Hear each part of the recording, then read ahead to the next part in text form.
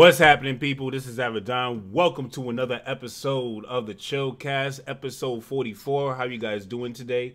Today, we got a smaller cast, real chill. We got a lot of things to talk about. So, we're going to start off by introducing the cast members. First, the man to my left, he's back. We got the man, Rax the Great. How you been, homie? What up? What up? I've been good. Sorry, I was fixing something. For some reason, my logo was backwards on the stream, and then I don't know. Yeah. Well, hey, it looks fixed now. But what you been? What's been going on with you, man? I see you've been playing Yoshi. You've been playing Sekiro lately. What's been going on, man? Not much, man. Just working, going through a breakup. You know, living the best life. Living my best life. Look how positive you are about it. That's all that matters. I mean, what am I supposed to be? Sad about it? I'm single, baby. Let's go. Well, hey. Single, ready to mingle. Well, there you go. There you go. That's good to hear, man. That's good to hear. Well, I'm glad you're doing good. And you've been grinding. You've been getting ready to hit the gym. You said? Yeah, boy. I hit the gym right before I got here, so I'm all amped up. Got you. That's what's good, man. Glad to hear it. What's going on, Josh? How was your week? What's been going on with you? It's been good, man. A little bit long. Caring for a new puppy is a ton of work, but you know we've come to an understanding. Even though she's more like a hamster again. And then beyond that, I painted a room last weekend where I'm sort of setting up a room basically just dedicated to doing VR stuff. It's like a guest bedroom. So that took some time. And then other than that, just playing more Darksiders. And I'm going to play some Warframe tomorrow with Snow Bunny and G5, I think. Because they've been playing it a lot. And I could use some help because I'm way out of my depth right now with that game. G5 loves that game. That's what I hear. So I'm hoping he can guide me appropriately. That and Fortnite. He loves those two games. So you should be in good company.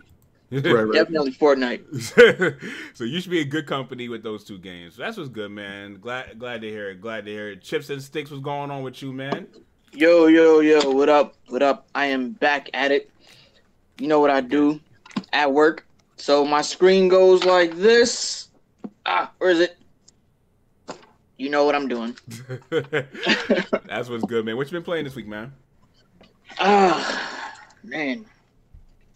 Nothing really. Just kind of trying to get out of this little funk that I'm in. And just get back into the habit of basically playing games and making some content. But I do have a video that's basically like 90% done. Just couldn't get it out to you guys on time. But over the weekend, you should have it. Bet. Looking forward to it, man. Listen, you hit me up if you're in a funk, because I'm the master of that. All right? Get out of the funks. We'll get out of the funks together, bro. I'll take you up on that. That could be a song. A Slim Jim looks good. That could be a song. Bro, I got my junk food on deck. You know what? All I have is a brownie that's wrapped up. And I'm probably not going to eat it. I got these Sour Patch Kids, boy. I got my two Slim Jims, my Sony water, my Sprite. I'm all right. Yo, D-Dub said the exact song I was thinking. I live for the funk. See. Oh, okay. All right, D-Dub, I see you. D-Dub was thinking about the exact song I was thinking about. Shout out to D-Dub. Thinking about that biggie. All right, so we're gonna go ahead and give a quick shout out. What up, Tony K? What's going on? What is going on, D-Dub? Yo, what's going on, Nuts, man? How you doing, man? Dave Gaming, what's good? See NX Revolution, Barrett X, what's going on, y'all? Thank you guys for coming through. Scott Pilgrim, what's going on?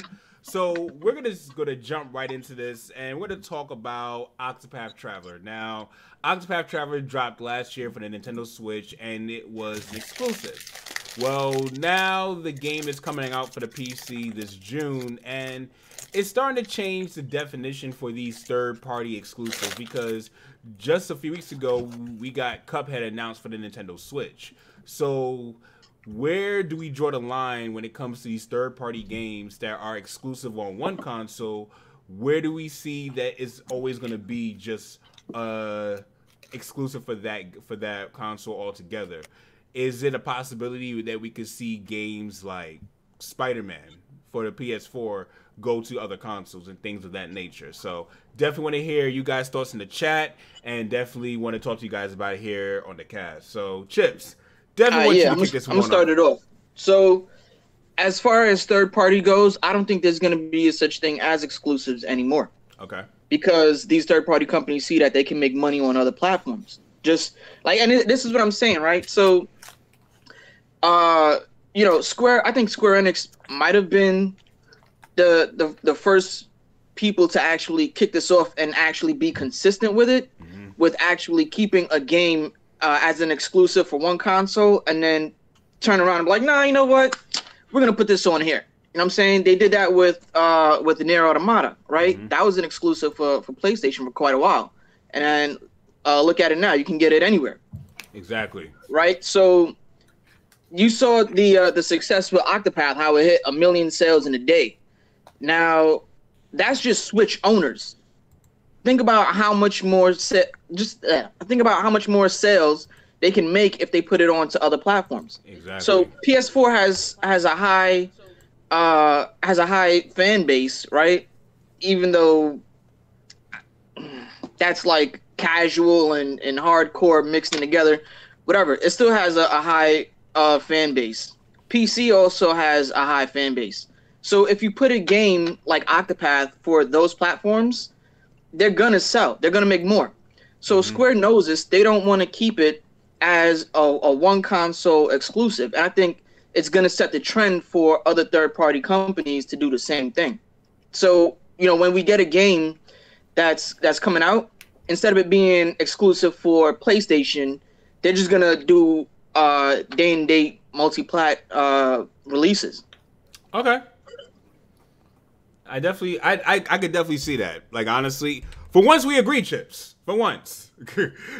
yeah.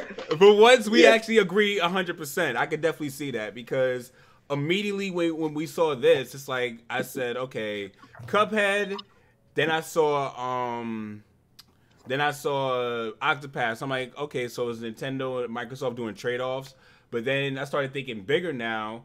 You know, what if, like you said, what if Insomniac wants to jump in on this and put Spider-Man on other platforms?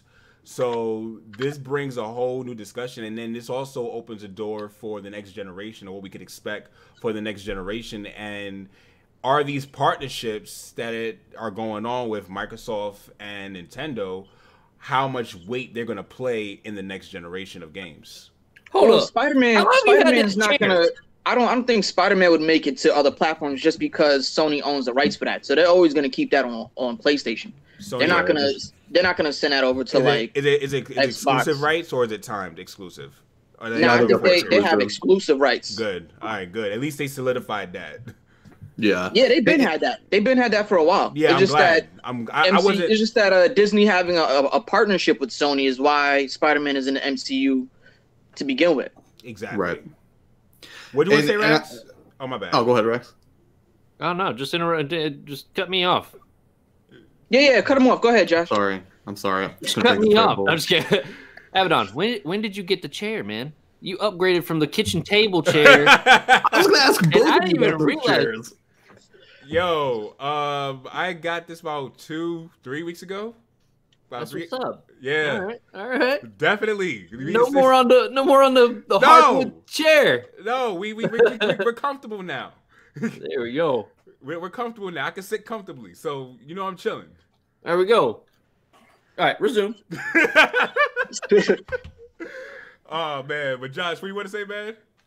No, I'm just gonna say, like, I think that Chips is right. Like, I mean, timed exclusivity is nothing new, but I think really the only way you're really ever gonna see like true exclusives is when somebody holds the rights, and they're not gonna let it go to another platform unless there's some massive business advantage to doing so, like in like the Cuphead scenario, for example. But I mean, if I'm a third party though, and I make just an incredible product, like, what incentive do I have not to shop it around to other platforms? Like, if you want me to leave it exclusive on your platform, fine, but you got to pay up for that privilege.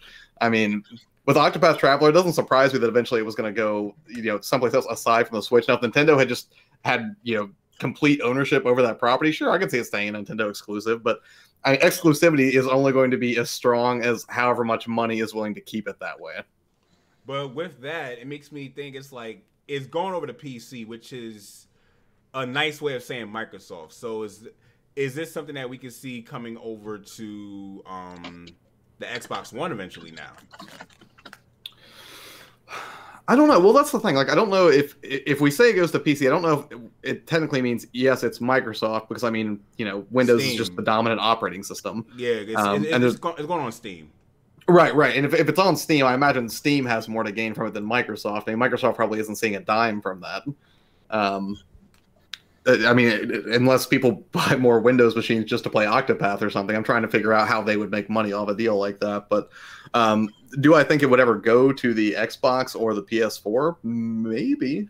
I don't know. I mean, I don't know, or I don't really know what that contract looked like. I don't know if, you know, it was timed exclusivity and, you know, it was just a matter of time where eventually it was going to get shopped around to the other publishers, oh my god, I can't speak today.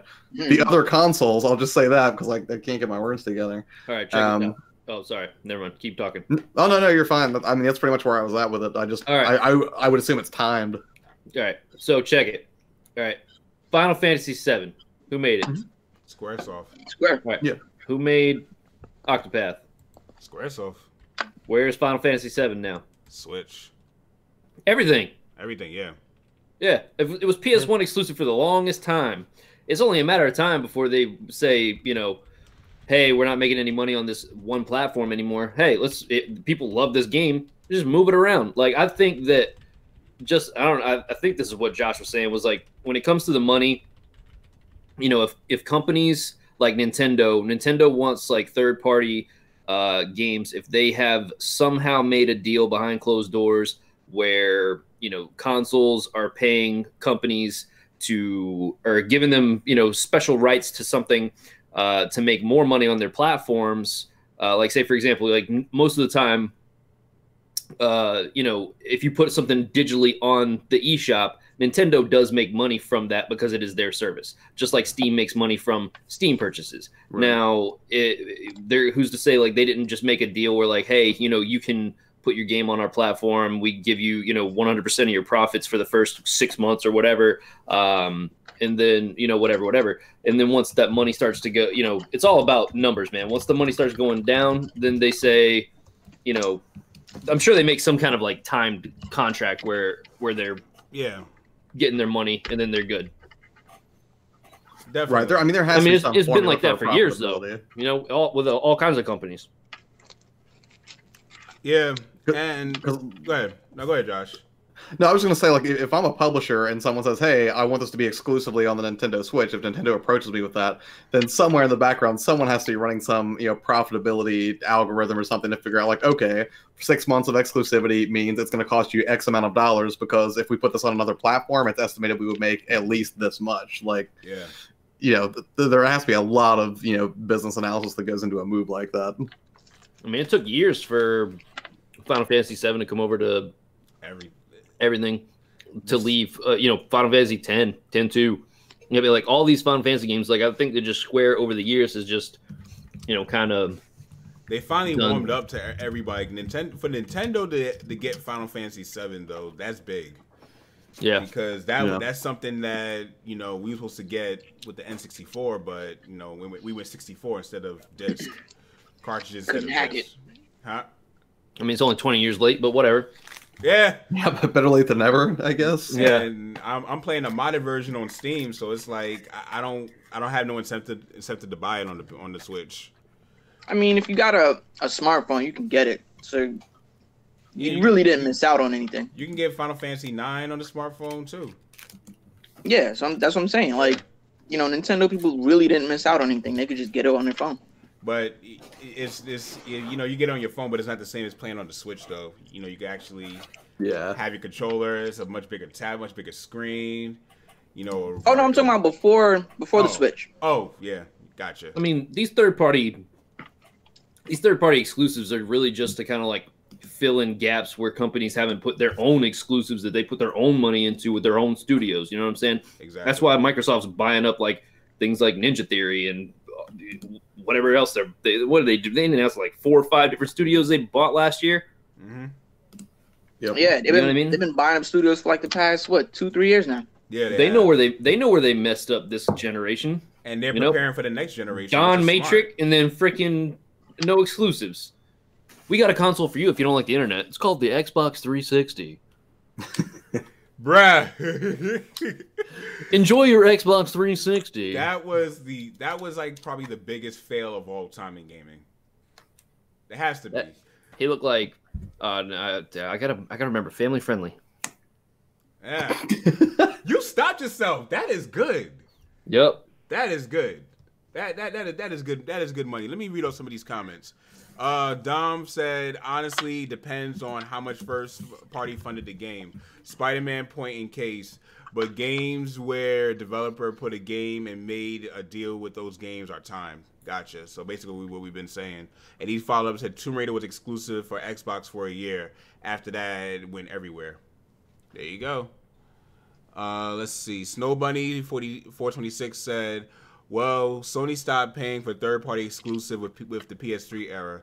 That's how Final Fantasy 13 got on Xbox 360. PS4, Sony started back with the third-party exclusive. NX Revolution says, I was too busy winning the last Mortal Kombat. I said Mortal Kombat. Mario Kart. Mario Kart. You know what? I see MK. I'm so used to Mortal Kombat. That's how old I am. Mario Kart 8 Deluxe Tourney. Yeah. Good job. Good job. You won. At least you know your internet can hold that up. D-Dub said, same case as time exclusive for Octopath, Spiral, Crash, Insane. True.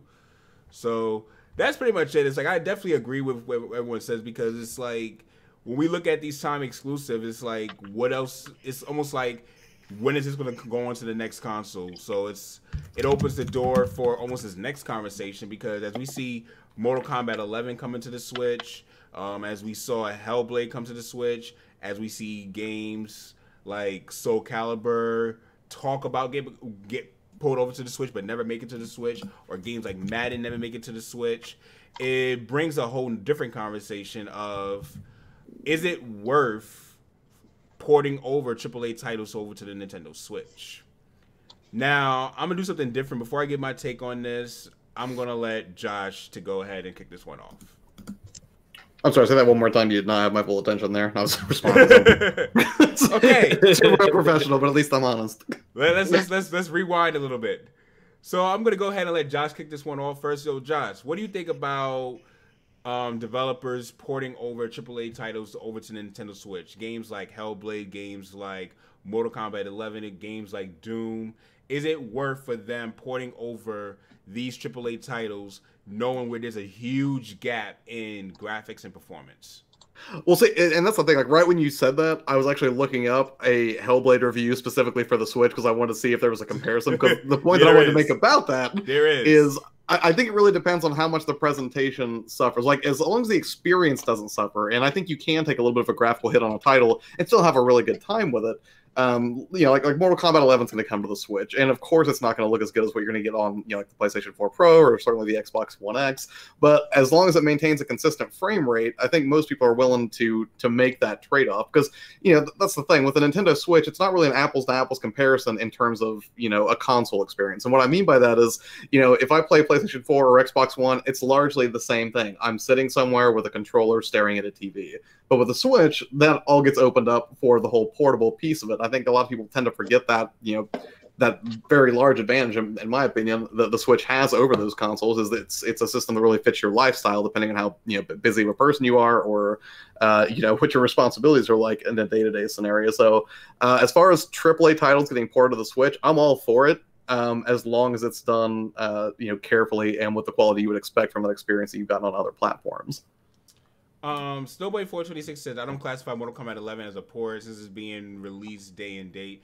It's a day and date port. Well, basically, it's a day and date port. Basically, it's still downgraded from the other iterations of the original game, because the base game was made on the stronger computer. So basically, when it comes on the PlayStation 4, Xbox One, and the Nintendo Switch, they're all ported to those consoles because it was made on a much stronger computer prior to that.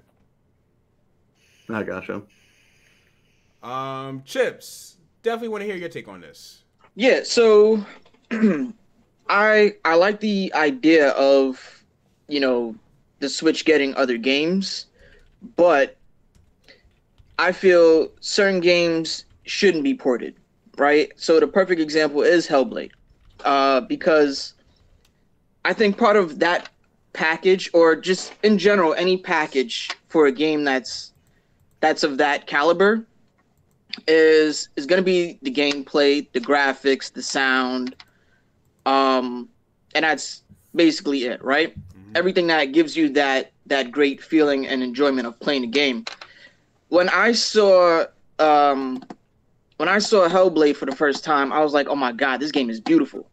And then when I played it, I don't have it because I want to get a physical copy. So when I played it and I actually listened to it with like the headphones, you hear like the sound that's in the game, it's on purpose. There's things that they do with that game that gives you a different experience. It kind of immerses you in that world, right? It's basically the character has, a lot of like mental health issues, and you hear voices on different sides of, your head, basically. Another thing is the graphics, right? Everything in our world is thought out, in an artistic way. I'm saying, to help immerse you in that game. So when you play it on, like the PS4 or the PC or Xbox, you're getting that full package. But when you play it on Switch and you can see the graphical difference, it's kind of degraded because the colors are washed out. Sometimes there's, like buggy frame rates, and frame drops and stuff like that, which is not too much of a big deal because I saw the reviews and I've watched a lot of Switch gameplay specifically for this game, and it's, for the most part, it's steady at 30 frames per second, but sometimes it'll drop like here and there. But the graphics overall, even though it's great to be on a Switch, it's not, up to par as, PS4 and Xbox. It's not the same. I don't feel like it's the same version of when it first came out. And I think that it kind of, degrades the quality of the game if, you port it to another system that can't meet those same expectations. And that's just my take on it. So for games like Hellblade, I don't think it should have been ported to the Switch. Okay. Rags, what do you think about this? I'll be totally honest with you, I don't really think about it.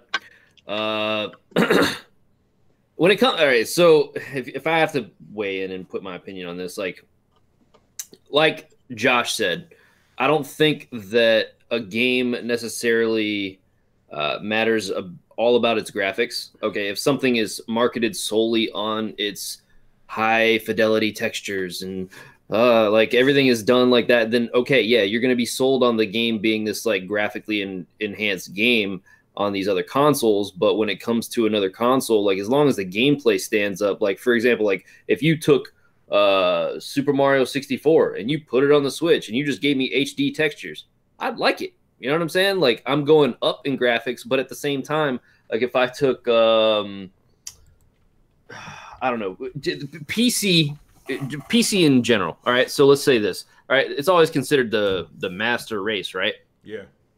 Now you could play a PC game full 4K on a crazy graphics card, or you could play it with like a GTX 670, I don't know, whatever like crap graphics card you can have, and nobody ever says anything about like that kind of comparison ever. You know what I'm saying? Like it's still quote unquote PC master race, but I just don't see. You know what I'm saying? Like I just don't see why graphics necessarily make the game. Frame rate and gameplay, in my opinion, yeah, gameplay and frame rate are, key in my opinion. Like if you give me a jank frame rate, but really nice graphics, I don't really see the benefit in that. You know what I'm saying? So like, say for example, like, a lot of people hate it, but I'll take Castlevania Lords of Shadow, for example.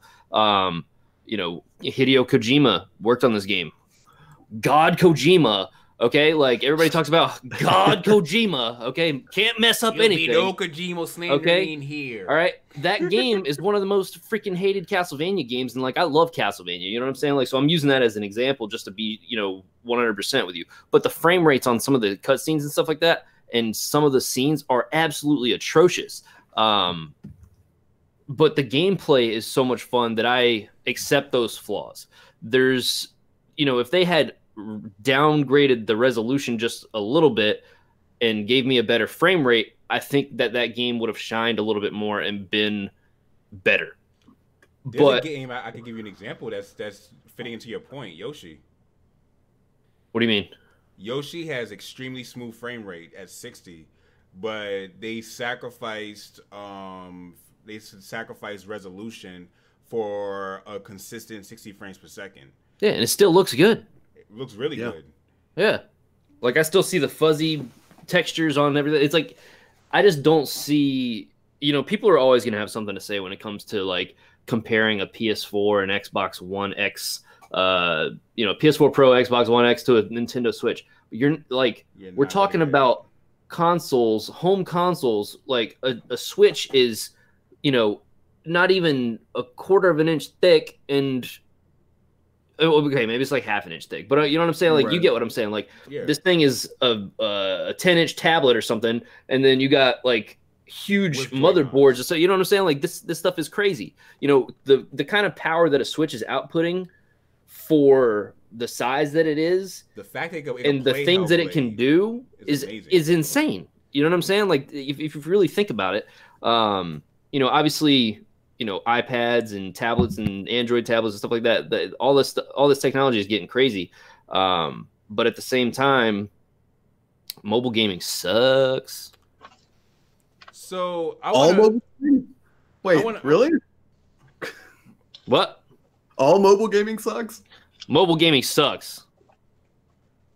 It's a good. Wait, do you mean like tablet and phone, or do you mean like any portable format, like including Switch, Vita? I'm not talking about. Yeah, I'm talking about like mobile. Like you know what I'm talking about. You know that Switch and stuff is considered console gaming. Where you know what I'm saying. Yeah, I'll say it mostly sucks.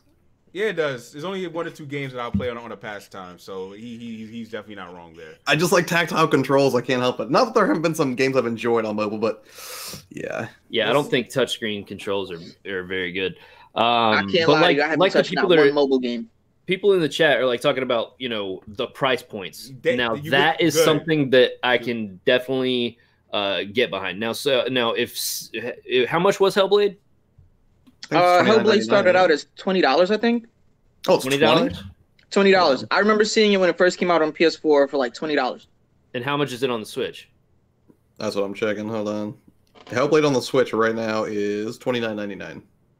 That's not bad. $10 increase. Well, are we sure it was $20 at launch on the PS4? That sounds low.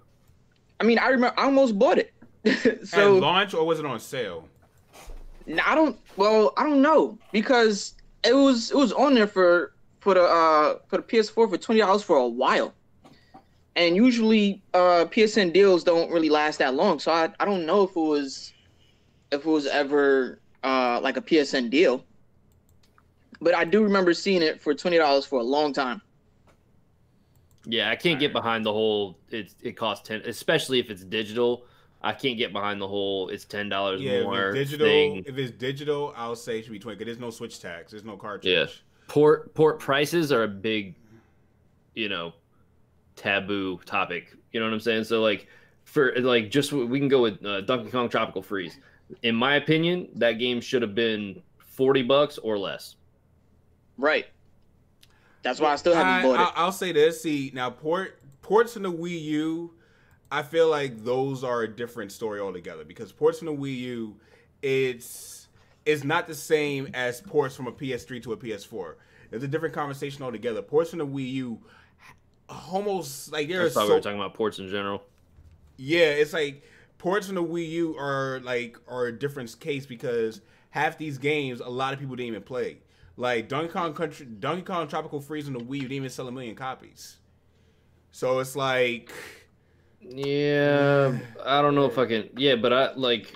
All right, so but here's my thing with that. That game has already been out for what was it out for like 2 years before it came to the Switch.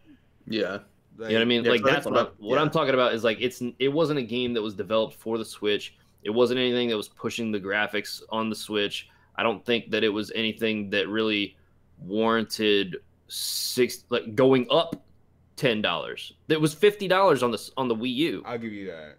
You know what I'm saying? Like that's what I'm trying to say is like when you take a game and you make it. Not only do you port a game that was already out for 2 years, but you increased it $10 because of the cart. I'll give you that only because Mario Kart 8 Deluxe retained is still $60 price, but they gave you way more in this. They gave you way more in Mario Kart 8 Deluxe than they did in Mario Kart 8 regular. Yeah, D-Dub says it was 4 years. Yeah, it was 4 years. It was a while ago. It was a much. Game Looters said Wii U ports are pretty much drag and drop it. Even new Super Mario Bros. Should have been $40, but they charging $60. So that's a $20 hike. Yeah, that's what I'm talking about. I'm not with it. We're not going through a full development cycle. You see what I'm saying? Like that, I agree with those games. But games like, I would say the harder title, like games like Xenoblade Chronicles X, I wouldn't mind paying a full $60 for that. That's a game that's well worth the price. We're talking about a massively huge game. We're comparing a platformer with monkeys. I agree. I agree with you guys with the $40 for Mario Kart. When Mario Super Mario Brothers U. That should have been like $40 or $30. Honestly, if we're real, by this point of the year, it should be $20 on sale. But that's just my opinion on that. But the one thing I definitely wanted to add to this, because this fits into somewhat of a conversation we've been having over the past few weeks. This fits into gamer accessibility.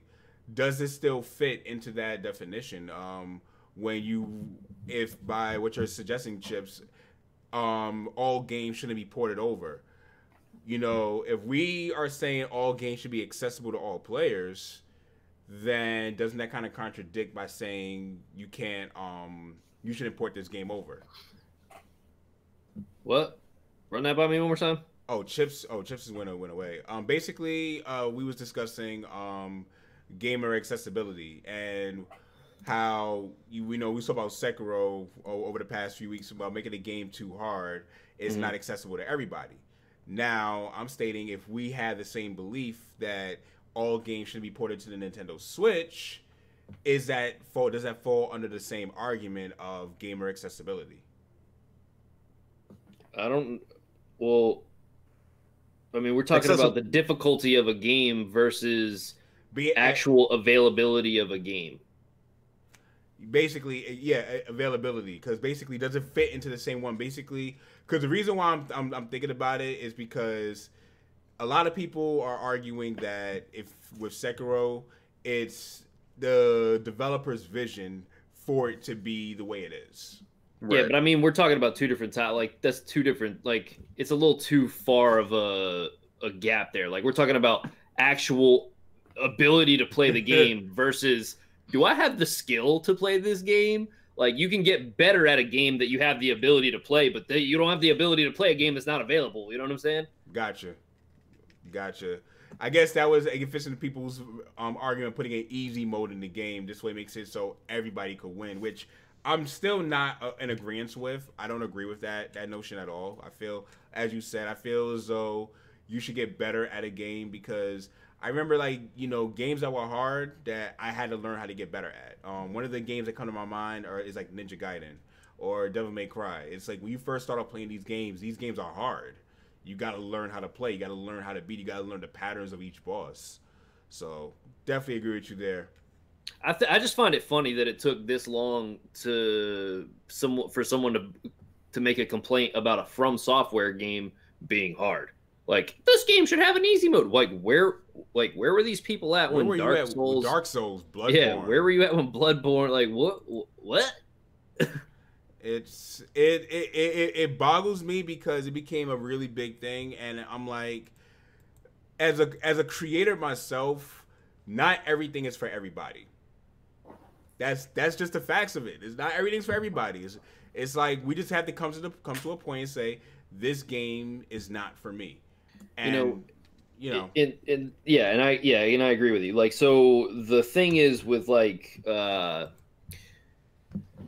right, so I find those games to be for people that expect a challenge, want to be challenged, and want to get better at a game over time. So if everything had an easy mode, like, I don't know, like I find that it's no different than participation trophies, which I think is corny too. Corny. You know, I mean, like if you want they should just call it participation trophy mode. They should troll people and literally freaking put a mode in that plays for you and call it participation trophy, and have people just play it. And like easy mode should just play for you. They should just put the controller down, because it's just gonna play through the game for you. It's just a computer that just goes. You know what I mean? You don't even have to push buttons. Like, that's your easy mode. Like, they should just troll people. Topic? Huh? How did we get to this topic? I basically said, wait, is the computer, are we lagging? Are we still live? A little bit. Yeah, there's a little bit of lag. Do you guys see it on your screen? Yeah, I don't see it. I'm seeing the spinny wheel on mine. All I see is me with a derpy face on mine. Nut says rip stream. Hold up. What's going on here?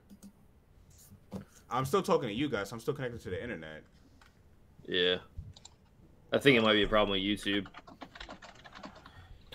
Yeah, I saw that happen to another gameplay the other night when he was streaming too. Like his chat completely disconnected and he had to restart everything before it would go again. Yeah, so my internet's still working. What's going on here? It might just be YouTube. YouTube. Because I'm not having any quality issues with the Hangout. Yeah, neither am I. Oh boy, YouTube, you guys need to get your stuff together. How is it that I got 300? Yeah, Yeah, everybody's saying they thought it was just them, but it's actually a YouTube issue. Yeah, let me go check some other people's channels real fast. Let me go to someone who I know. Wow, wow, YouTube, really? This how we doing?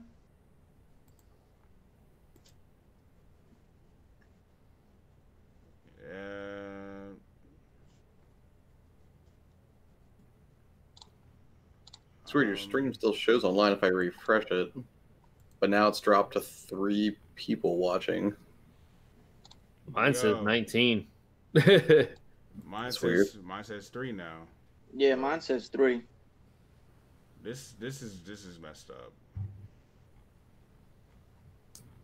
Yeah, it seems like some people don't even see us speaking in the chat. Yeah, they said it stopped on Rax talking. But this is weird because I just checked 3 other people's streams and it's working fine. Yeah, like what's going on my stuff right now? And my upload is at 8.93. What's going on? Mm-hmm. You're using OBS, right? Yeah. I mean, you could try to stop the broadcast. And You're getting raided right now. Oh, wow. Oh, it's the worst. The worst time. Kind of player essence raid. PE raid. Oh, shit. This is great. Yo, YouTube, you suck, dog. Just try and refresh. Just like Hold up. Are we back? Are we back? Let me refresh it and we'll see. Hold on. Are we back? Are we back? Cause nope. This is wild, dog. Like my internet is working everywhere else. It's working through a technical issue. Like my internet is literally loading up everything else quick. It says you're getting rated, but have 2 people watching. Yeah. Yeah. So there's something wrong with my channel because it's like everyone is still there. No, there's something wrong with YouTube because that has nothing to do with your channel. But other people were still like streaming. Okay. Yeah, that doesn't mean anything. It doesn't mean all because like YouTube is giving like having problems with some people streaming doesn't mean that every single person's stuff is gonna go down. You know what I mean? Yeah. YouTube, you suck. Yeah, well, Kid Smooth is streaming okay. Just try close it, like end the stream and then go live like pretty quick. That's what I just did. Nothing happened. Oh, nothing? Yeah. What the fuck? And it shows that I have a perfectly green light here in OBS. I'm refreshing it again. Hold on. Like my light's not showing yellow or red or anything. Now it says one person. Yeah, that must be me. As well.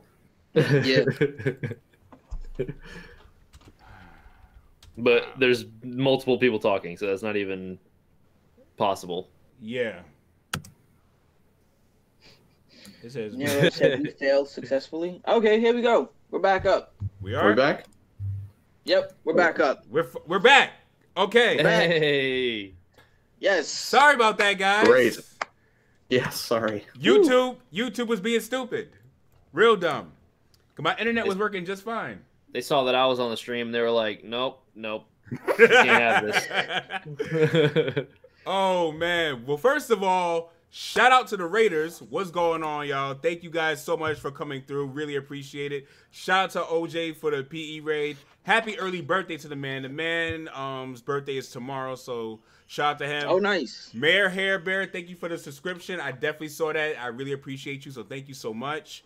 And can someone let me know where the stream went dead for you guys so we could start back again? It stopped right when I was in the middle of talking about something.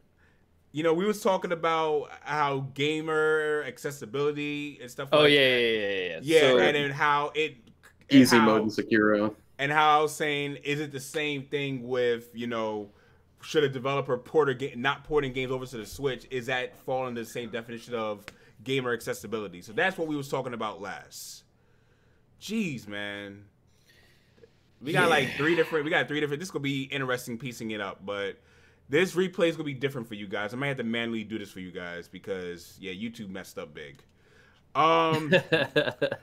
So thank you for the 25 people who are still here. Sorry, Raiders, you guys dropped off while we was watching. My bad. It's got really hectic. But we're gonna go ahead and jump into kind of the main topic. And this topic I wanted to really be interactive and talk to you guys about because this is something that I find kind of funny now at the point of gaming that we're at, and it's talking about Nintendo Switch Directs. Well, Nintendo Directs. And how overhyped they are. Now, we all heard the rumors that we was going to get a Direct this week, and didn't happen. Didn't happen at all. Wasn't even close. And I actually want to read over. You know what? She's not. I don't see her tweet, but homegirl made a tweet. The video game she made a tweet that I could really resonate with, and it was basically there's right here. Being a Nintendo YouTuber in 2019 is constantly predicting when the next Nintendo Direct will air. And I just laugh because I'm like, this is true. It's like a lot of the Nintendo YouTubers. It's like that's what a lot of us do. It's like we are spending times. Oh, next Direct. What's the next Direct? We gotta watch this now. And I'm like, we can't. We gotta do better than that. We gotta do much. Yo, that joint be getting tight. So I don't think that. All right, so let me touch on this for a second because I don't even make prediction videos.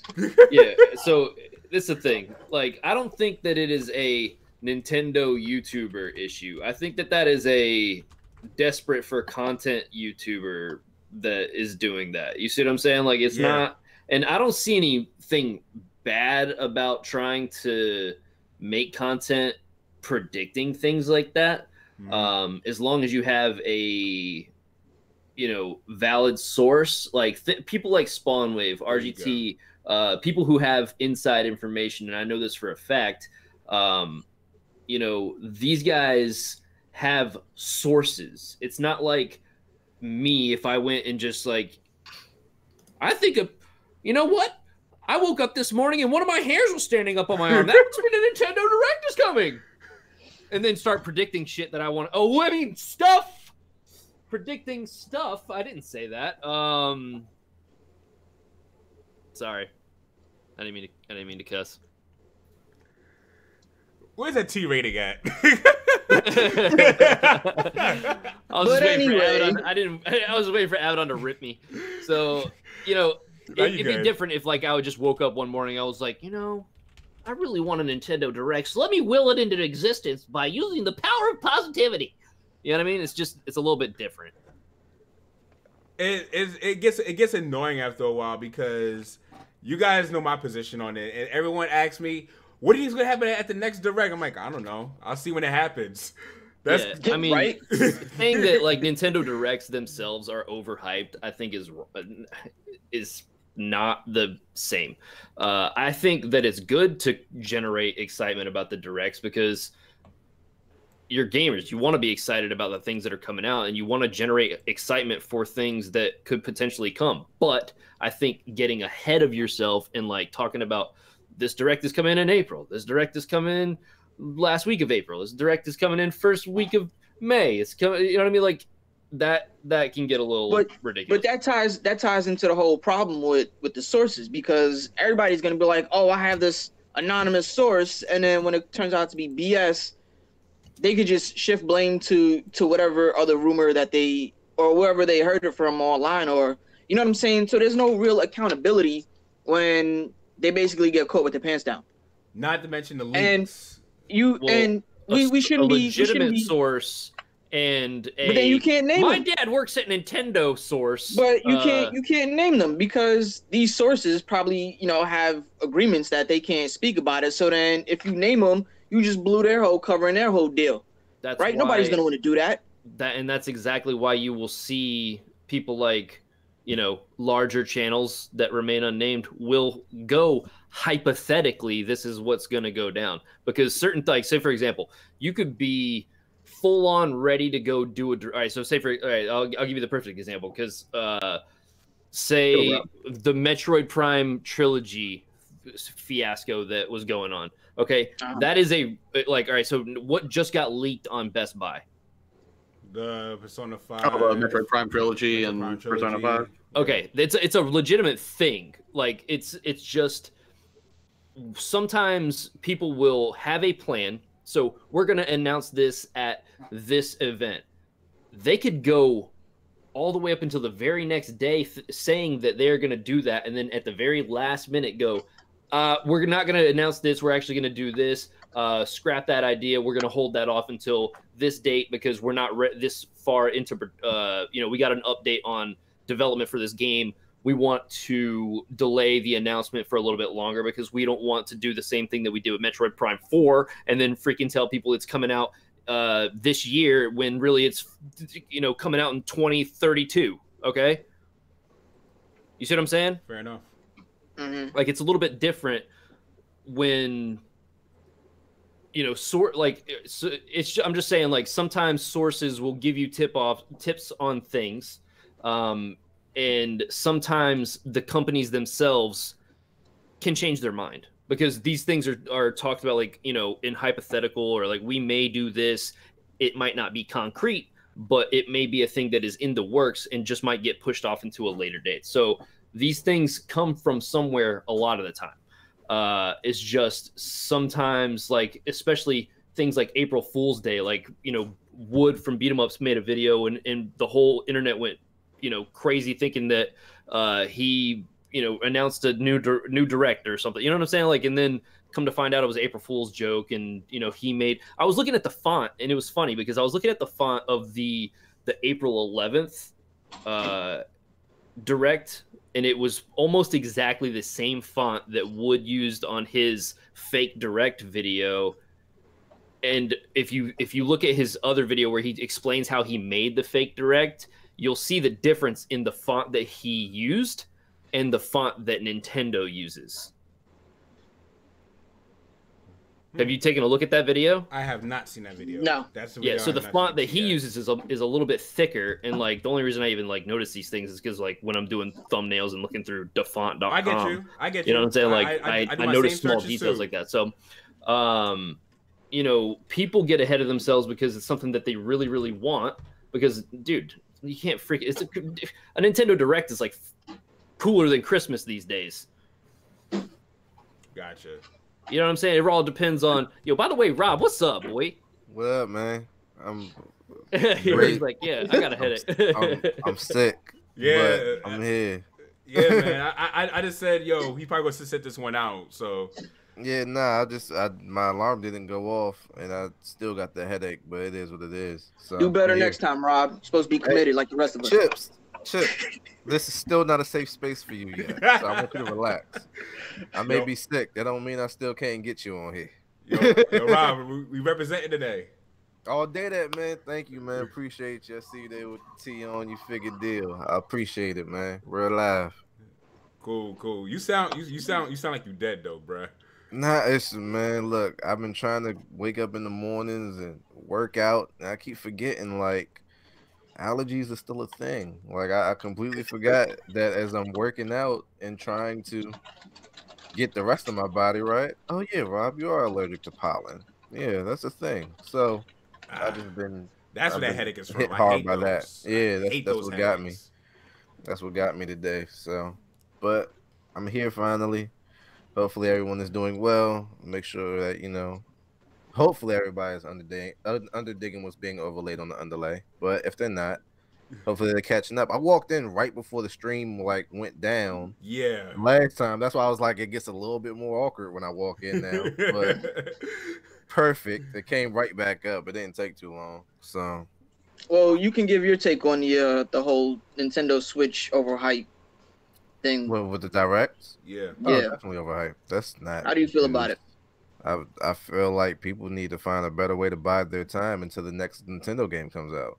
Honestly, like I think there's been so many like decent to great directs that now whenever there's the hint of one dropping, the kind of like Nintendo world stops, and it's like every direct isn't going to be this like game breaking or world changing type of announcement, man. So it shouldn't disappoint you too much when you find out, hey, a fake direct is being announced. You know what I'm saying? Like everybody's attitude is affected by this direct that wasn't even really announced not being announced. Like I've seen some sad faces on Twitter today over something that was never announced not happening. Like that's a sense of like ownership and like entitlement that I haven't seen in a long time over something that was never even promised to be given. Like it's kind of crazy to me. That's my look at it though, man. Like the directs aren't that crazy for us to be losing our minds over. Even Avidan was only mildly impressed by the last one. So and I caught heat for it. Everyone was saying you did. I mean, I'm not saying you didn't deserve it. I'm just saying I'm just saying that the rest of the world should relax when one doesn't happen. That's all I'm saying. I think you deserve. But I mean, that always comes back down to like what you were saying about. It depends on what's really being announced, though, too. Because, like you said, it's not every single direct is going to have something that's for you or me or them or her or him. You know what I'm saying? Like, it really depends on what is being announced. And like Rob was saying before, like, yeah, you should probably wait until one actually legitimately gets announced. If we're talking about if we're getting ahead of ourselves, I put that in a different category of than overhyped. You know what I'm saying? When I think people have heard about a direct and people are hyped about it, I mean, the hype, in my opinion, I think is awesome. But at the same time, if people are getting ahead of themselves, thinking that a direct is coming when there ain't squat to announce, like even Spawnwave made a video about this where he was talking about, the direct that was announced didn't happen, and like, what would they really have announced? That you know what I mean? Like, we're still technically part in the first quarter. You know what I mean? What's up? No, I was just saying, who knows? Keep going. Yeah, that's what I'm saying. But like, when you look at it from a sales perspective, you know what I mean? Nobody's gonna. I mean, like, are they announcing things that are in fourth quarter? Are they announcing things in the second quarter, third quarter? Like, what would have been announced? Like, I think that a lot of these things are already announced ahead of time because they want people to have enough time to either pre-order, plan their purchases. You know what I mean? I think that the only things that get like surprise announcements are ports things that, you know, are like small games that are surprises, like these like, oh, well, yeah, like you can play this today. Go play it today. You know what I mean? Like small things like that. Like it's never anything like big. You never see like Legend of Zelda Breath of the Wild 2 available today. You didn't even know about it. Congratulations. You get a car. You get a car. Like we're at Oprah. You know what I'm saying? Like it's not like it's always something small, but I don't know if I would use the word overhyped. I would say that people definitely get ahead of themselves and butt hurt when something doesn't happen. Right. You see what I'm saying? I think that I just changed the title. How about Nintendo Direct overexcitement with a question mark?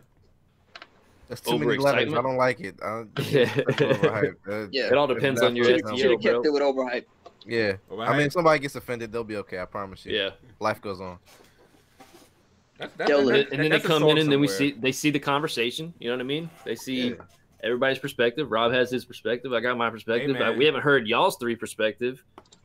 Wow. Chips doesn't have a perspective on it. He only cares about the state of play. I mean, I'm all out of my Sony water right now, but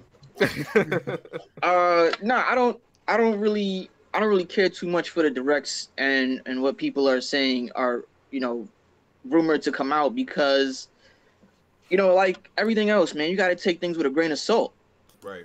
You know, we see all day on Twitter people announcing, you know, what they think they're gonna announce in a direct, you know, due to a very reliable source, and it'd be like a list of 10 games and half that list is wrong.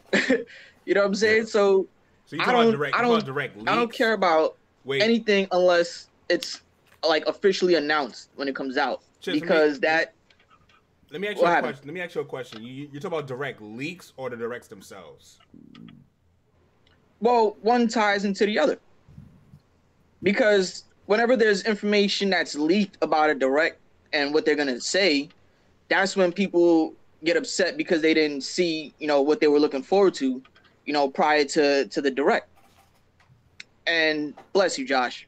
And that's the thing. Like you know, you can't really, you know, you can't or you shouldn't hype yourself up for these directs. You know, when they happen, let it happen, watch it, and then you can say how you feel about it afterwards. But what I've seen is that, you know, some people, you know, they get angry about things that weren't announced in a direct because of their overhype, based on, you know, certain leaks that came out previously. And it's just doing yourself a disservice. You're setting yourself up for failure.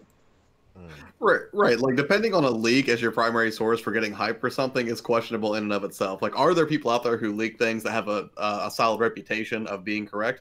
Absolutely. But even the best are not right 100% of the time. So I don't know, it kind of goes on both ways. Like, if you're a consumer and you're upset that you didn't get this official Nintendo Direct when they made no commitment to do so, well, that's on you. You should manage your own expectations and how you react to that kind of news. And then not only that, just to touch on what you were saying, a leak is literally that. It's not a solid announcement. So when people hear a leak, even though it has been, you know, talked about, it doesn't mean that that is 100% solid, yada, yada. That means that this stuff has been talked about and has leaked. You see what I'm saying? Like that, it's literally in the freaking word leak. Like it's not solid announcement. Like if it's an announcement and a leak are two different things. Right. And there's a reason every time you read the word leak in literally any blog post or article on the entire internet, it's almost always paired with grain of salt, because everybody knows that there's a chance that's just complete nonsense and there's nothing that's going to cover for it. Put it in the same category as a rumor.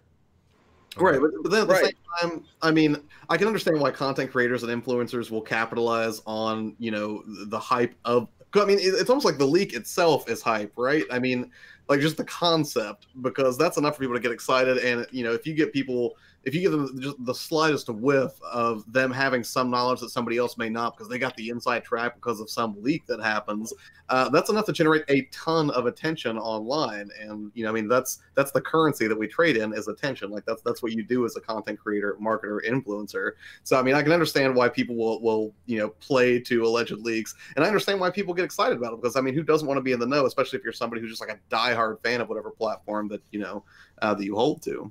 Okay, I don't know if you guys remember this, but on a few podcasts ago, we were talking about something, and for some reason, Castlevania had come up. And I don't know if you remember this, Avidan, but I told you a Castlevania is coming to the Switch, and it's either and it was going to be a collection. Do you remember me telling you that? You remember you saying that, actually? Yeah, months ago I knew this. You see what I'm saying? But I didn't. Me being like a huge Castlevania fan, I didn't hop on my channel immediately going, yo, this is I just heard this information is coming from a credible source, guy.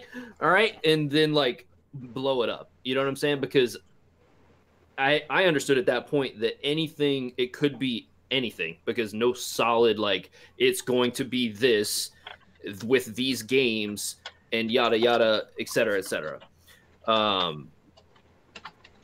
You know what I mean? It really just comes down to, like I said before, it's not so much Nintendo YouTubers, it's desperate YouTubers trying to be the first to rank in SEO.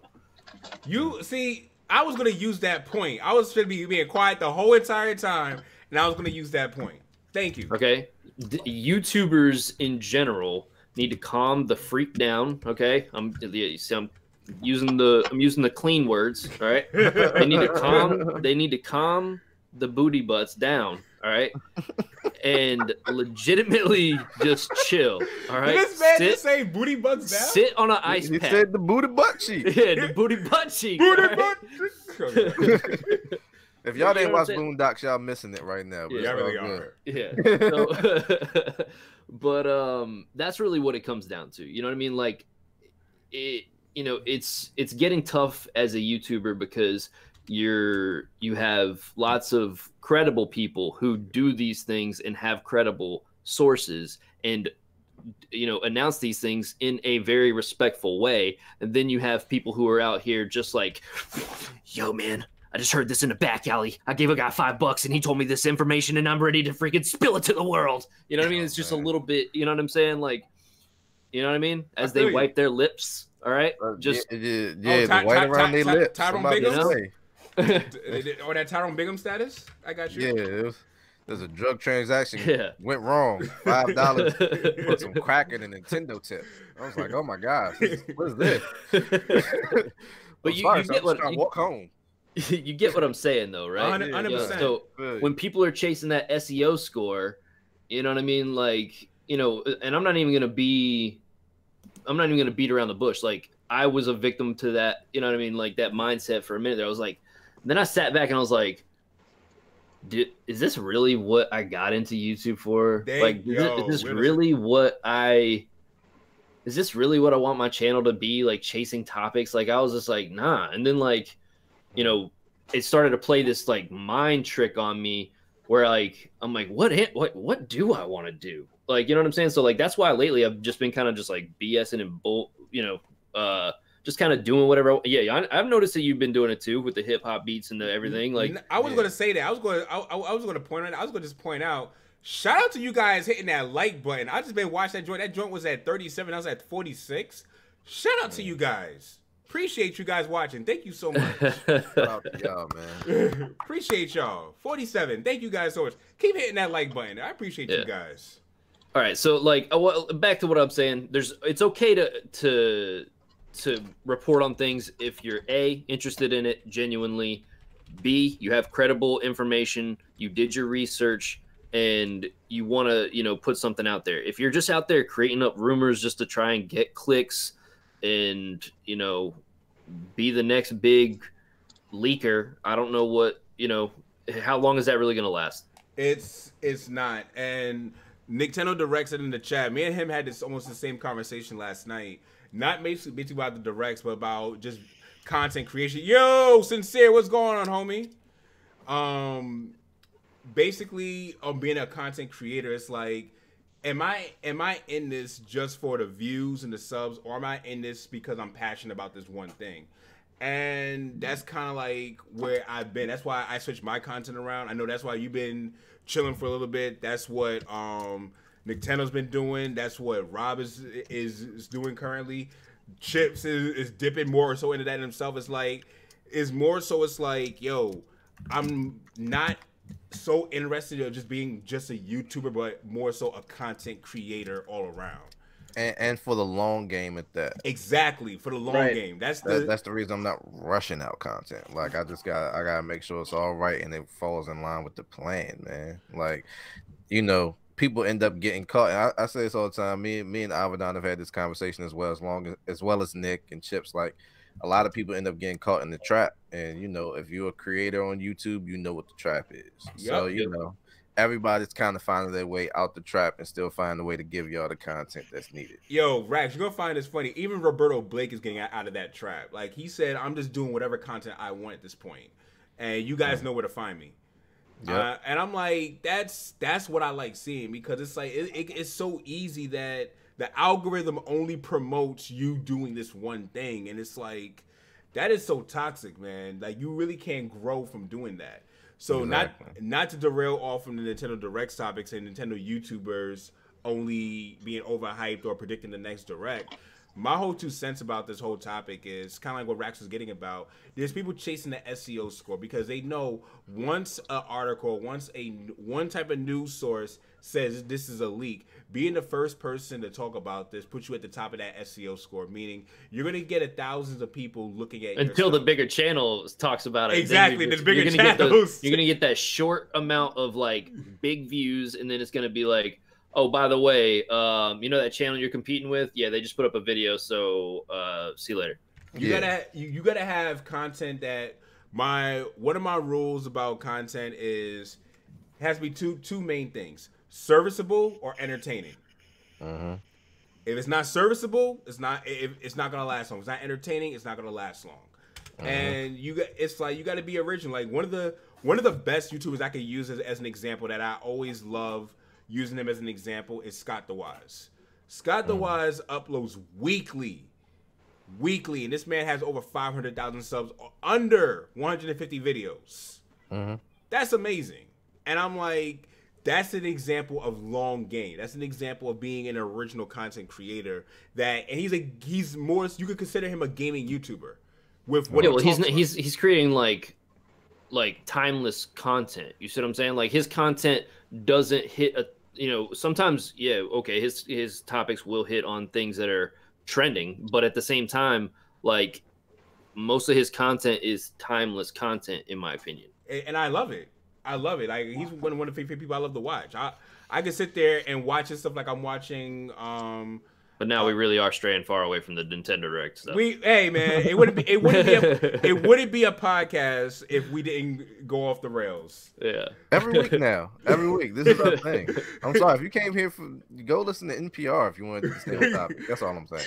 Like, yeah, the whole thing is like, the reason, like, what I was trying to say is I'm tying in what YouTubers are doing to create this overhype for directs. Yeah. Does that make sense? It makes a lot of sense. Because it comes from because you're not seeing this stuff really popping off on Twitter and stuff like that. Yeah, you'll see things that like will get a few retweets and stuff like that, but really that turns into people making videos and like trying to create content and then having podcasts solely based around the fake Nintendo Direct, and then yada yada yada, you know what I mean? Like, it becomes this like forest fire effect, you know what I mean? It's like, oh yeah, I'm gonna flick this cigarette out and then whoosh, you know, California's on fire.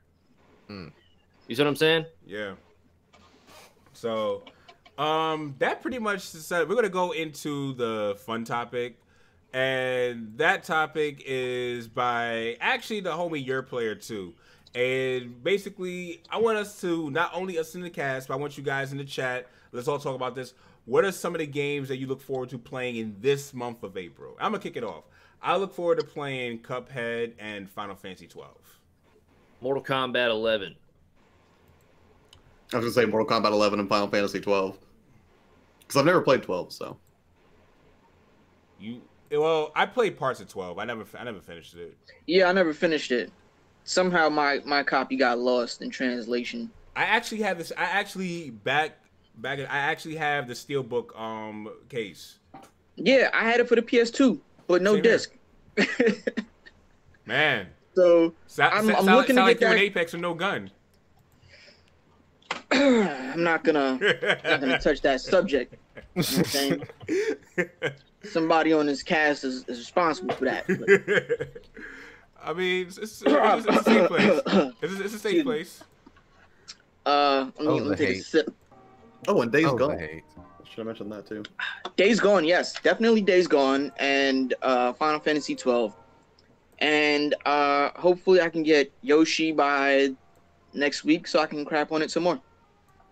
Crap on hate, man. Yo, Just first of all, what do you gotta get Yoshi? What did Yoshi do to you, bruh? Yoshi's not from Queens. That's all it is. Oh, okay. It comes down to. That explains it. Yeah. It's the natural Queens heat. Queens hate. It's every single week with Chips, man. Yeah, Yoshi's from D. Chips, I just want you to know.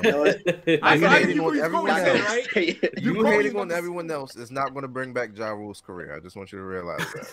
I can care less with Ja Rule. Not going to do it, man. I know they should top Queens representative. I can care less with Ja Rule. See, look at that. See how strong the Queens hate? He's hating on his own people now. That's crazy. What's wrong with you, man? Embrace love, man. This is now a safe space for you, Chips. Embrace love, man. Now it's a safe space? Now it's a safe space. Yo, go Shade Gamer say Yoshi's from Long Island. Oh, that's what it is. Yeah, from the deep parts of Long Island. He from that Suffolk County. He said Yoshi from Hempstead. I understand. I've been there from the before. Suffolk County. Yeah, I don't like Hempstead. Hold up, time out. Shout out to the chat. We got 62 likes on this video, man. Appreciate you guys. Shout out to the chat, man. 62 Appreciate likes. you guys. Hey. Is that a record? That Mayor Hairbear said it good right here. Yeah. Yoshi got me to calm down while I was playing Sekiro. Literal yin and yang. Yeah. See, man, if you can't handle the fierceness of Sekiro, you don't need to be playing that game. If you can't handle the fierceness of Sekiro, it means you're human. That's all it means. Don't listen to him, man. Sekiro, Dark Souls, Superman 64. These are all games that were made to destroy. Don't forget Batman on the Genesis.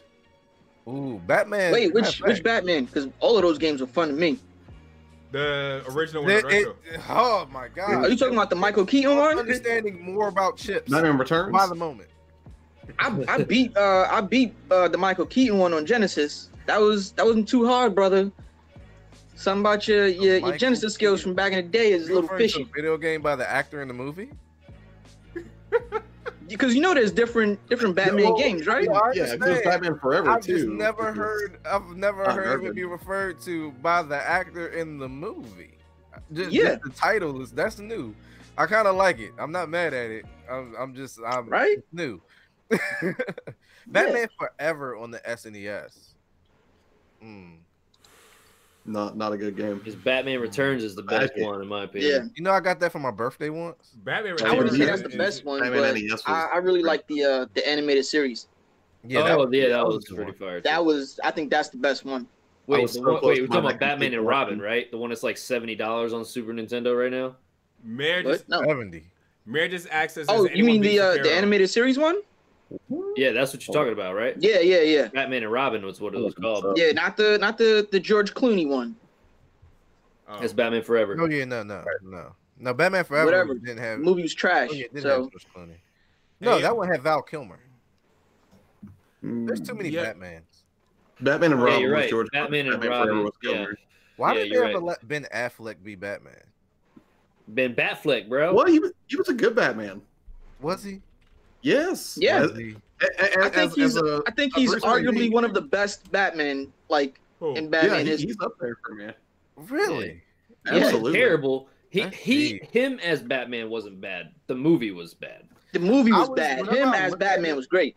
Whenever I look at it, I'm like, is Ben Affleck being a good Batman, or is he just not being as bad of an actor as he usually is? That's kind of like how I feel when I see him at Batman. I mean, if you really think about the character of Batman and the way that he portrays him with his sunken attitude when he's That's like a Frank Miller Batman. What's up? Oh, Ben Affleck really is Batman. Yeah. Oh my God, it makes sense. He's perfect for it. Oh my God, my mind just got blown. Ben Affleck. Wow, Batman with Dogma. Yes, Dogma's amazing. Batman. He I'm was pretty Batman in about Dogma. I'm just thinking about the whole attitude of him now. Yeah, it fits. Grooming this forever, and we had no idea. Daredevil wasn't a perfect fit. I'm sorry, we don't speak of that movie. The only time you can refer to Daredevil is if you're talking about the Netflix series. I would just like about Daredevil unless you're talking about somebody doing a 60-mile jump off of a cliff. Okay, like I don't want to hear anything about it. I'm good. If I'm being honest, the director's cut of Daredevil with Coolio was vastly superior to the original film. Tony says Michael Keaton is Batman, while Kevin Conroy is the voice of Batman. Very true. Very true. Kevin Conroy, I met him. He's a great guy. Yeah, he's cool. Mayor asks, has anyone beaten Sekiro? I don't even own the game, so. Yeah, I don't have it. Yeah, I don't got it. Hopefully, I'm gonna get it by the weekend. I decided to respect myself enough to not put myself through the trouble of playing that game, so I don't have it. I've temporarily retreated. I'm respecting my mental health. You know, I see Rax has been playing through it. Rax, how is that game? You probably have the most experience out of all of us. I mean, the game is absolutely beautiful. Like when I saw the first scene where you like creeping up on the guy that's like looking over the hill with all like the flowers blowing in the wind like this, and the moon was right there. Like that whole scene just painted out in front of me, like just looked great. The atmosphere in that game is really, really good because it's like constantly changing but staying authentic to like, you know, old timey Japanese lore. You know what I mean? Like it's a fire game. I suck at it, and I ain't crying about an easy mode. I just go in there and I'm like, I gotta be the best samurai. Subliminal shot. You know what I mean? You just trying to have fun, dog. Yeah, like every game. Like, listen, I will feel more satisfied when I have taught myself to beat something than, oh man, I got to experience this great story so easily. Like, if I freaking want to do that, I'll watch a freaking movie about Japanese samurais. I watched The Last Samurai, starring Tom Cruise. Yeah, I was about to say that was weird. I just got quiet. I was like, that was a really weird one. I think if I remember right, Dave Chappelle, Paul Mooney on Chappelle. Yeah, Paul. Yeah, I wasn't about that. Had a wonderful moment about that. Yeah, we're not gonna go into that on here, but with Tom Hanks. Tom Hanks, The Last Samurai. Yeah, you know, Tom Hanks. You know what I'm saying? Oh man. But anyone in the chat, you guys have any questions for us before we start closing out? This stream has been a roller coaster, so surprisingly good one. Because we have about 7 minutes or so left, it just made me think about something. What up? What is the hardest game you remember playing growing up? Growing up? Milon's Secret Castle. Ghosts and Goblins. Thank you! No one ever mentions Milon's Secret Castle. Yes, that's the only CIB game I have, and it's like a joke. Hold on, because y'all need to understand my pain. Hold on here. If you ever want to see a game that's going to completely destroy your existence as a child, okay? Right here. This game right here will ruin you. It's garbage. Nothing it's one about of the worst games ever. Nothing about this game makes sense. That font is trash. Yeah, it's a horrible game. Trash. But that's the thing. Like, I have a great memory. Like, my dad bought me Legendary Wings, and then my mom was like, "It's too violent." Took it back and got me Milon's Secret Castle. You ever played Demon Sword? God. No. I'm really trying to think of the hardest games growing up. What was that, Rex? What game? Demon Sword. Here, watch this. I'm trying to think of the game. This guy's collection is massive. Both of them, like these three right here, they all three have a massive collection of games. Yeah, so I want you to do something. Mine aren't pretty. My collection of games isn't in like boxes and up on the shelf and stuff. No, it's in a bag. All right, you see the front of this game right here? Double Dragons. All right, you see the front of this game right here? I remember that game. And it's got a Conan looking dude on the front of the game, right? Right. Demon Sword. Right? I wish somebody would just look up a screenshot of this game and then just put it up right now. I just never want to own a game that looks like it has Fabio on the front. Listen, there's actually a game that is called Iron Sword. It's called Iron Sword, and Iron Sword has Fabio legitimately on the front of it. Right, Josh is gonna whip out Iron Sword right now. Watch. Hold on. Look, he just turned right around. Yeah. Look. Here we go.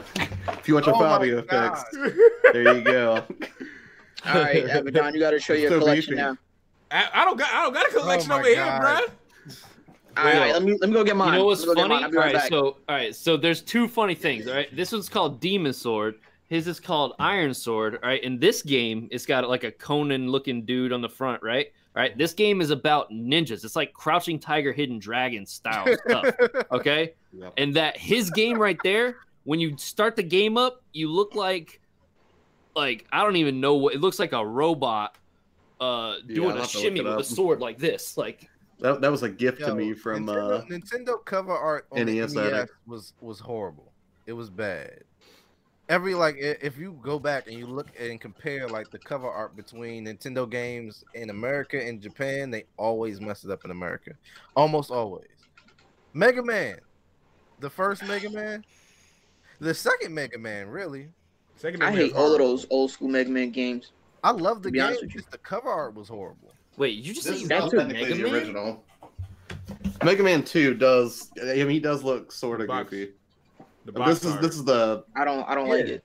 Collector's. Bro, I can put my helmet on right now. I have the actual Mega Man helmet. That thing makes your head look stupid. He does your taxes every year on that cover, man. Yo, hold up. He's not gonna save me from the world. He's gonna save me from the IRS. That's it. Guys. Nah, he looks like he's about to feed seals. You know what game was actually World. Super Mario for the Game Boy. What's hard? The original Super Mario for the Game Boy. Oh, Super Mario Land? Yeah. That game ain't hard. That was a weird game. Nah, you know what's really hard?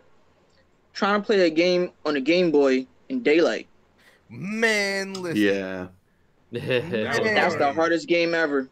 And playing it at night. Green screen? Yeah, man. Yep. Super Mario Land. I haven't played that game in so long. I have it back in New York. I have a mat in my collection back in New York. I'm really trying to go through all my old games. I'm trying to think of what was actually a hard game, because I eventually beat the game and I can play it over again with no problem. So it's hard for me to really say what's a really hard game.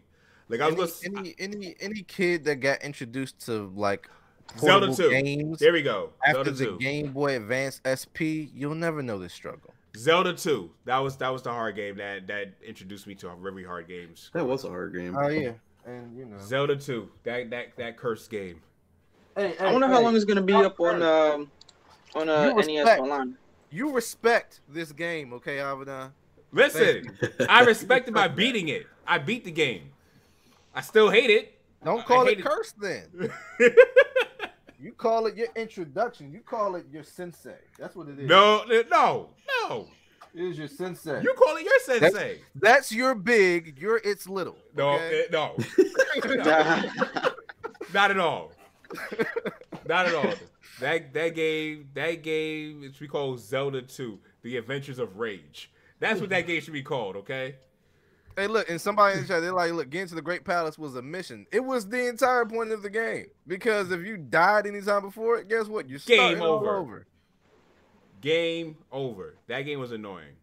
But we're going to go ahead and close out, because we could ramble on forever, and then no one here really cares about that. Plus, it's 12 o'clock, so... It was a good way to kill 5 minutes. That's what my aim was with it. It was, and you did a good job. Mission accomplished. So we're gonna go ahead and get into the outros. We're gonna reverse it this weekend. Starting with you, Chips. What's going on, bruh? Plug your channel. Your link is in the description. Everyone's link is in the description, by the way. So what you got going on, man? Camera's on you. Locked on you. All right, so I have a product review coming out hopefully by this weekend or maybe early on Monday. So keep an eye out for that. I have that Kingdom Hearts review coming out soon, and I'm actually going to attempt getting Yoshi to give a full hate-filled review on that game. So it's a copy and paste, if you like the hate, if you like the salt, copy and paste, subscribe to my channel, hit that bell notification, and you know, join the Squirtle Squad, because that's what it is. Before you go on, Yoshi, 1, learn how to hyperlink a channel. 2, learn how to spell your own name. Bro, I'm in the middle of like clocking out. So... That's wonderful. Make sure y'all go check out Chipsticks, the new product from Nabisco. Chips and see, like, you know, that's just what happens when I'm, you know, at work trying to clock out and go home. I feel you. It's best with you, man. Josh, what's going on, man? Not a whole. Sorry, I was like answering Jake, and he was asking if any of us played and beat Celeste, which I have. It's an amazing game. No, I have not. To talk about my channel, yes, my channel is Your Player 2, and essentially I try to do an even mix of basically helpful content that helps other gaming creators and influencers and YouTubers with things like practical tips. That stuff happens on Mondays, and I slightly changed my schedule recently where I only do video game stuff and fun stuff on Fridays. It's basically a reflection of, you know, the work hard, play hard mantra. So work hard on Monday, play hard on Friday with video game stuff. To that end, this is my most recent video I'm dropping in the chat right now, which is all of the games that I picked up in March. It's just a pickups video. So that's a lot of fun to put together. But if you're somebody who likes video games, you probably want to swing by on Fridays. If you're somebody who also runs a gaming channel, Monday would be a good time to stop by. If you want to see a bunch of tips and tricks related to YouTube strategy, production, gear, that kind of stuff, if that's something you enjoy, Monday is probably a good time to swing by. And if that's up your alley, please consider subscribing to the channel. All right, then. Next up, we got the homie Rax the Great. Yo, Rax, I'm gonna do the same, like get the real background next time, cause this is lit. Yeah. So Rax the Great, you can find me at youtube.com/Rax the Great. I don't think I did that right in the chat, but I don't care. You can pretty much search that. I don't know if if I have the ability to even like share things in the chat, but you do. Yeah, I mean, I do everything from like live streams. I do, you know, different content that I genuinely care about. You know, I don't go chasing an SEO score all the time. Like, do I try to do good with my SEO score? Yeah, of course, but only if I'm genuinely, you know, into the topic. You know, videos have been a little sporadic up until this point. Been trying to upload a little bit more, live stream a little bit more. I will be doing a schedule pretty soon. You know, a lot of things have changed in my life where I can, you know, now focus on content creation solely. So, you know, I'm looking forward to that. Looking forward to getting some new products out there, and yeah. All right then. Just kind of do my thing. That's what's good, man. We're happy to see you back, man. Yeah, I try to focus on quality over quantity. If that makes sense. Makes a lot of sense. Good. It's a good plan. As you can see, look at this. This is quality, baby. Yeah, I'm doing that. I'm doing this. Rob, you're muted. Rob, you're muted. I think Rob, you're muted. I'm pretty sure. I think Chips muted him on accident. Rob muted himself. He's like, I'm gonna talk trash on this boy right quick. Nah, Avidan, you gotta have to jump in here and fix that. Right, he muted himself. Nah, I think I muted him by accident. Yeah, because I saw a notification pop up. Why you mute him? He's not muted anymore. He's good. Chips definitely there we go. by All right, there we go. That Queens hate, man. I know something on Queens is gonna come up. I knew it. Hate, man. It wasn't on purpose, Rob. The petty on I'd the never try to mute you on purpose. In your soul, man. I would never do that to you, Why bro. you hate me like that, man? My name's not Tierra Marie, dog. Like, come on, man. We supposed to be cool, man. Supposed to be cool, man. We all cool. Come on, man. I'll never leave you stranded in Apex Legends again, man. Just. All right, I'll take you up on that. Thank you, man. At least you admitted it. I've never left you stranded, but that's your whole. You just said you left. You never leave me stranded again. With me by saying that, so I'm just letting it be, man. I'm gonna let you rock with your story, despite the video proof. You know what I'm saying? You feel me? Nah, there was no video proof. You still haven't showed it. There was. It's still there. Nah. It's like a 2 GB file, but it's there, man. Oh, his video footage. Then yeah, my video. Sort through it. Sort through it and try to find that. You not putting on to my workload right now. We'll get to it at some point. But for now, I'm still innocent until he can prove it. All right, Jay-Z and R. Kelly. Anyway, who was next? You were. So that's me. Yeah. Hey y'all, how you doing? It's your man Rodrigo, representing for Gaming and Culture as I always do, man. Make sure y'all catch me every single week live on Mixer. That's why I do all my streaming at. Here on YouTube, that's why I pretty much do my editing and upload the highlights of those. So a lot of Let's Plays, a lot of funny moments, opinion videos and such coming soon. I just haven't been feeling too opinionated about things recently, except for what we talk about here on the Chillcast. But a lot of content coming. Also, Patreon is up now, so feel free to check out the Patreon. Still a lot of content going up on there. And as I said, at the end of all these, man, make sure y'all be easy, not sleazy, and make sure you underdig when I'm overlaying on the underlay, which basically means catch up to what I'm talking about real quick. Because if you listen real quick, you ain't gotta catch up. You feel me? Chill squad. Going. All right, so it's your boy Avidan Smith. Thank you guys for coming out. As far as my content, what I have going on, I'm going to go ahead and start doing more and more of these hip hop remixes. I really want to take more time to kind of like detox myself from YouTube culture of kind of like what Rax said, chasing the algorithm, going after that great SEO score, and I just want to create more of my own original, my own core content. And I love doing this. I love waking up. I love waking up and doing these types of videos. Now, reviews are still gonna be on the channel, reactions will still be on the channel, and opinions will still be on the channel. But those will be on topics that I am completely passionate about. Topics like Yoshi's Crafted World's Resolution. I know a bit about 3D rendering, 3D modeling and rendering, so I wanted to chime in on that. Reviews on games like Monster Boy, games that I really like playing, games that I feel like people may overlook. I want to go ahead and get my review, my 2 cents on those. So that's pretty much it with that. And reactions, yeah, you guys know how to do reactions. I'm going to do them more like the last one, where I'll edit them and just make them more like content, because as I was talking to Rax, even Sincere before, and Chips, everyone on this panel before, I felt like my previous reaction was just lazy. I just recorded a reaction and just uploaded it, and that was it. Now the fact that I'm actually doing a full production, it feels more fun again. So you guys will see more real reactions from me down the line. So that's pretty much it. So is there anyone we could raid tonight before I do the goodbyes? Anyone that's streaming that we could raid? I don't know if Jaken's streaming. Jaken's streaming? I'm going to check. Because I know he had been streaming a lot lately, but I don't know if he is already up. I think he was going to. Jaken, that crazy dude. That is the best way to describe him. I love him though. That's the only way you can describe us at a certain point. It's like that's the crazy homie. You gotta have a crazy homie though. Baddest dudes. Baddest dudes. All right. Baddest dudes. You could plug them in. All right. It's all good. Let's see. Copy.